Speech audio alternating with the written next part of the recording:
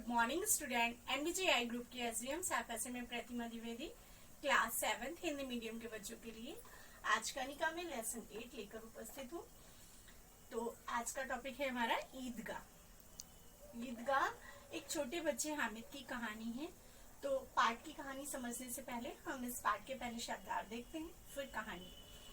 रेला मतलब भीड़, गरीब सूरत मतलब सूरत से गरीब दिखने वाला, बिछायत मतलब फर्श आदि की बिछावन, सिजदा मतलब सिर झुकाना, कतार पंक्ति, मुजरिम जिस पर अभियोग लगाया गया हो, कवायद मतलब परेड, पोथा मतलब मोटी पुस्तक, आकर्षक मतलब खिंचाव, दुआ मतलब आशीर्वाद, पहर मतलब 3 घंटे का समय। तो इस ईदगाह कहानी में एक नन्हे छोटे बच्चे हामिद की कहानी है, जिसके माता पिता दुर्भाग्यवश उसके साथ नहीं थे, मृत्यु को प्राप्त हो चुके थे।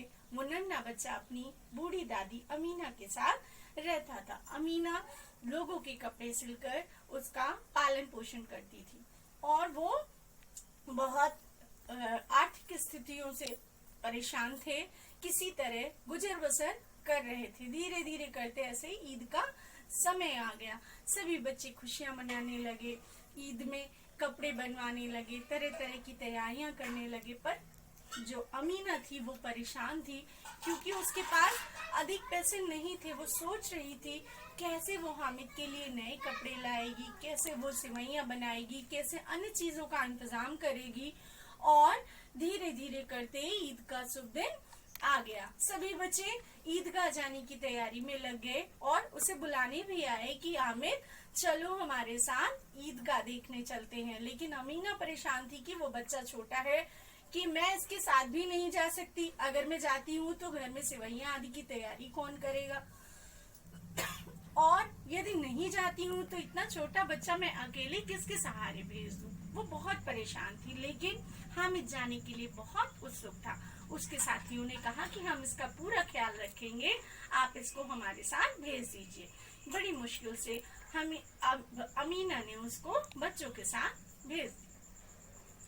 हामिद बहुत खुश था, दौड़ दौड़ के आगे चलता, फिर अपने साथ आने वालों का पेड़ के नीचे इंतजार करता और खेलता कूदता पैदल चला जा रहा था।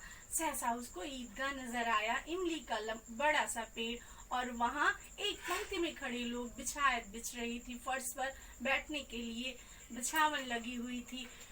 लोग कतारबद्ध होकर खड़े थे। पंक्ति में एक बाद में जाने वाला व्यक्ति पंक्ति के पीछे लगता चला जाता। हजारों की संख्या में लोग एक साथ उठते, एक साथ बैठते, एक साथ सर झुकाते, सब एक साथ। वहाँ पर छोटे बड़े का कोई भेद नहीं था, सब वहाँ बराबर थे। वहाँ ईद की नमाज पढ़ी गई। उसके बाद सभी ने अपने अपने मन मुताबिक खिलौने खरीदे। महमूद ने सिपाही खरीदा, मोहसिन ने भिस्ती, नूरे ने वकील और हामिद ने चिमटा खरीदा।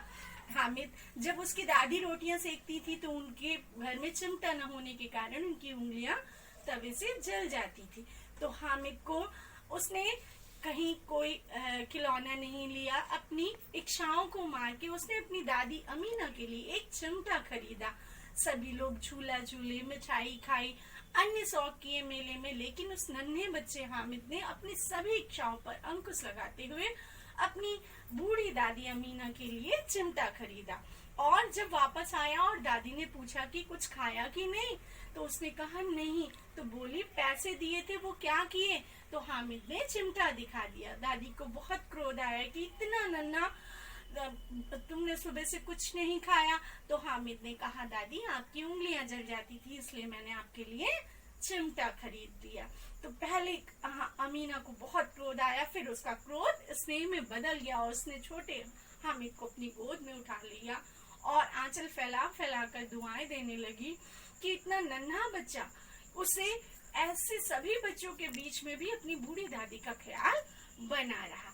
तो बच्चों आज के लिए स्टोरी यहीं पर समाप्त होती है। आज के लिए इतना ही। नेक्स्ट वीडियो में फिर मिलेंगे, तब तक के लिए धन्यवाद। Have a nice day.